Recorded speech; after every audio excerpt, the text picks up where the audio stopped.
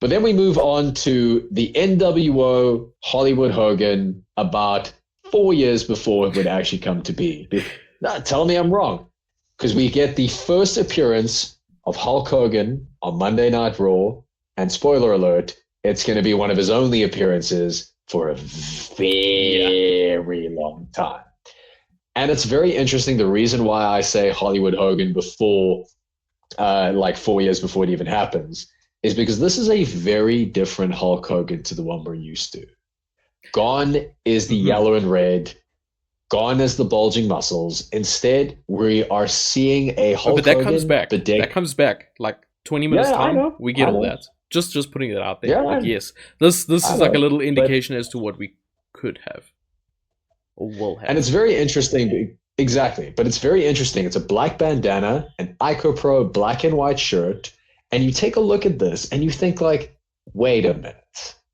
Like he's wanted to do this look for a while. Like this, it's just a beautiful bit of foreshadowing.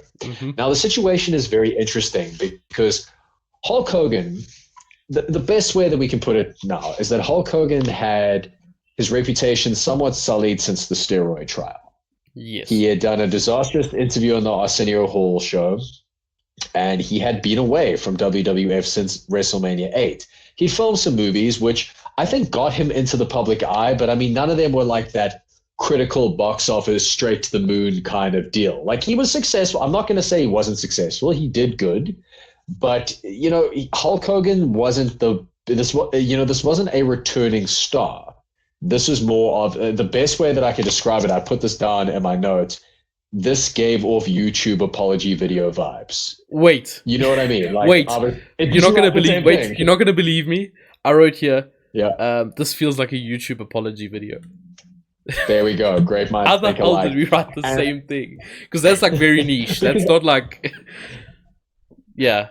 Well, I mean, it was look, and I mean like a standard one. Like no one whipped out a ukulele or anything like that. It was just like a standard to the camera sort of apology video. Yeah. But what was interesting about this is so to paint it for the viewer who maybe hasn't watched this, Hulk Hogan sitting across from Vince McMahon in like a very minimalist set, something that you'd see on like a daytime talk show, but like not like a big daytime talk show, like one of those ones where, I mean, you're way too young to remember this, but there was an interview where Lance Armstrong had to admit to Oprah that he had been caught using performance-enhancing drugs to win the Tour de France. It's that kind of like solemn, somber, solemn, somber sort of coming clean interview.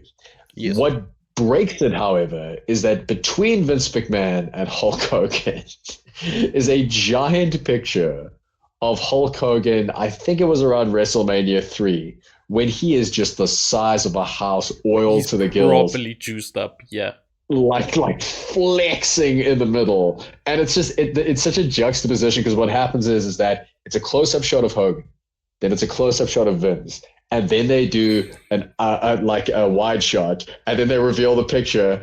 And I just kind of snorted when that happened. I was like, okay, it's pretty jarring. Yeah. But the interview is very interesting because it's a very subdued interview of, and you never hear Hulk Hogan speaking like this, which is very interesting. He was very calm.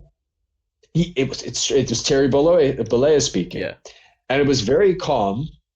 And you know what? There was a part of the promo that I really enjoyed, in which he spoke about what is the future of Hulkamania. To which he said, the Hulkamaniacs are no longer just my fans. They're my friends. They're my family.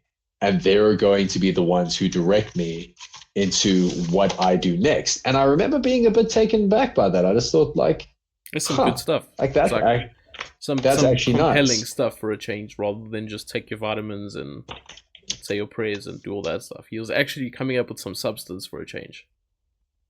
But here was the problem.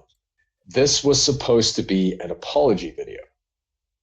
And he did say sorry. And he did say that he's made mistakes. And he did say he's not perfect. But he didn't say what he was sorry about. At no point did he tell us what he did. So if you had no idea about okay, it's probably impossible at that time to not have heard about the steroid scandal. But if you had no idea, you'd be sitting here like, what did you do? You know What what did I'm you saying? do? Yeah, Yeah. that's the reason why I said that it was like a YouTube apology video, because it kind of gave off that vibe of like, hey guys, things have just been so crazy lately, and I just want to take accountability of what I've done, Yeah. and it shouldn't have been done. And it's like, but you're What did you not do? saying what you did. Yeah. And I think that, look, Hulk Hogan is a guy that I'm always going to go back and forth on. I mean, a little peek, but I want to get this out the way now, just because there's a lot of Hogan on this show.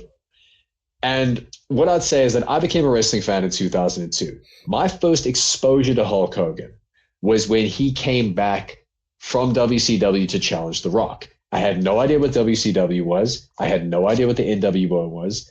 But I was like, wow, that Scott Hall and that Kevin Nash guy is really cool. I'm going to find out everything I know about them.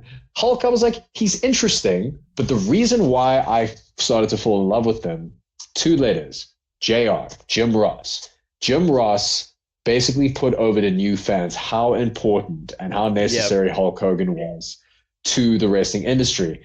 And then, controversial opinion, his 2003 run is amazing. Like the Mr. America nonsense, the title shot that he got when he was way too old.